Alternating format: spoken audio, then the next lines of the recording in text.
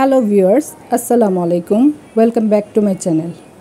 আজকে আমি রান্না করব পটল পোস্ত। পটলের এই রেসিপিটি দেখতে যেমন লোভনীয়, খেতেও তেমন সুস্বাদু।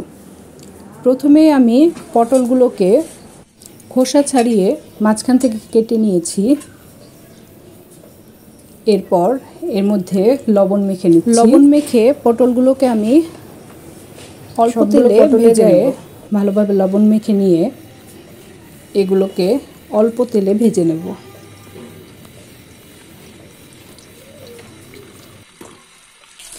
খুব বেশি ভেজে ফেলা যাবে না, তাহলে পটলগুলো খেতে ভালো লাগবে না। পটলগুলোকে হালকা করে ভেজে নিয়ে তুলে রাখছি। এরপর পটল প্রস্তুতি দেওয়ার জন্য একটি পেস্ট তৈরি করে নিচ্ছি।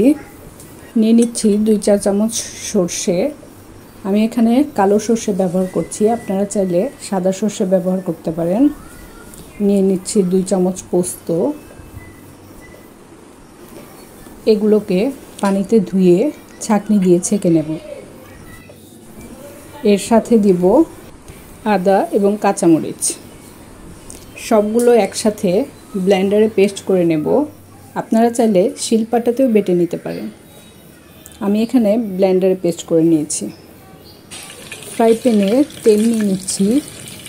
এর মধ্যে দিয়ে দিচ্ছি কালো জিরে, 2 শুকনো মরিচ।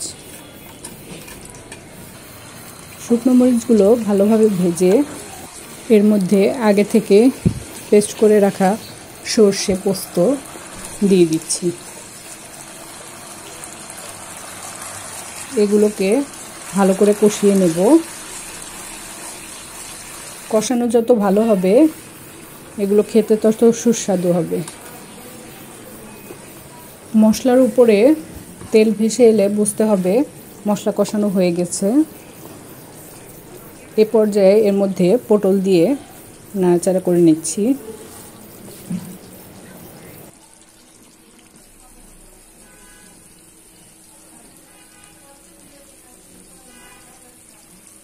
পটলগুলোকে কিছুক্ষণ রান্না করে এরপর ঢাকনা দিয়ে ঢেকে দেব।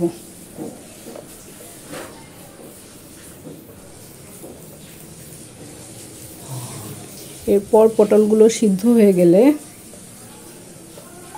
যেহেতু পটলগুলো লবণ দিয়ে মাখা হয়েছে, এর জন্য বেশি লবণের প্রয়োজন নেই। অল্প কিছু পরিমাণে লবণ দিয়ে দিচ্ছি এর মধ্যে।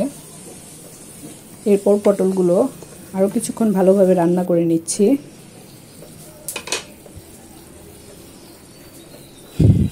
দিয়ে দিচ্ছি 2 কাঁচামরিচ। কাঁচামরিচ দিয়ে আরও কিছুক্ষণ ঢেকে রেখে নামিয়ে নেব। তৈরি হয়ে গেল আমার পটল পোস্ত। আশা করি রেসিপিটি আপনাদের খুব ভালো লেগেছে। ভালো লেগে থাকলে অবশ্যই রেসিপিটি একবার হলেও তৈরি করে দেখবেন এবং আমার চ্যানেলটি লাইক, কমেন্ট এবং সাবস্ক্রাইব করে বেল আইকনটি প্রেস করবেন, যাতে পরবর্তী ভিডিওগুলো খুব সহজেই পেয়ে যান।